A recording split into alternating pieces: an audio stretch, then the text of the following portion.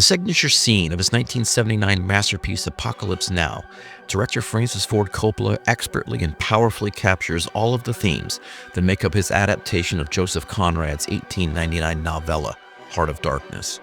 Conrad, in exploring man's dark heart, critiques the emblem of it, Europe's colonial exploitation of Africa and the destruction of its native cultures. Coppola, working with co-writers John Milius and Michael Herr, transfers the story to the Vietnam War. Coppola brilliantly critiques American imperialism, transforming Kurtz from a mad ivory trader to a crazed and rogue army colonel. Both versions of the character brutalize the people who deify them, and both are viewed as having gone native by their superiors. In Coppola's film, the narrator Marlowe becomes Willard, betrayed by Martin Sheen, who is tasked with terminating the colonel's command. Why? He has gone insane, and his methods have become unsound. But is Coppola's Kurtz, played by Marlon Brando, any more insane than Robert Duvall's Colonel Kilgore, who escorts Willard and his men up the river in search of their target? Can Kilgore be viewed as anything other than unhinged, a man more focused on clearing a point for his men to surf than on helping Willard on his way?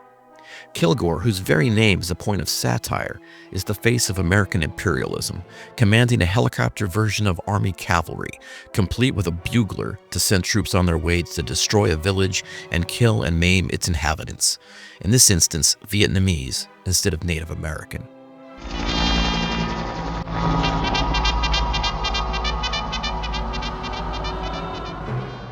Like the U.S. Army and the European colonizers of the 19th century, Kilgore certainly has superior technology and firepower than his indigenous counterparts.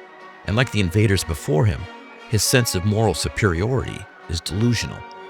Kilgore fails to see that he is the villain, the real savage, storming a peaceful village largely made up of women and children, not because they pose any sort of threat, but because they are in the way of some R&R. Their village is adjacent to some of the best waves in the country. They must be destroyed because, as Kilgore puts it, Charlie don't surf. The Americans have no interest in exploring and experiencing the culture they have disrupted. They want only to artificially transfer their own culture in the form of surfing, barbecue, and American beer, and they cannot understand why they're so heavily resisted. Kilgore goes so far as to label them savages when they fight back and destroy a helicopter. Savages. The moment is given a horrific, ironic counterpoint when soldiers from another helicopter shoot fleeing women and children. Get over there, Johnny. I'm rolling in. Put the right skid right up our ass. Who are the real savages? The scene is best known, of course, for the blaring of Richard Wagner's Ride of the Valkyries from speakers attached to a helicopter. The choice of music is a stroke of genius. Wagner's piece centers on Valkyries, Norse goddesses who escort brave, slain soldiers to Valhalla in preparation for Ragnarok, the battle at the end of the world.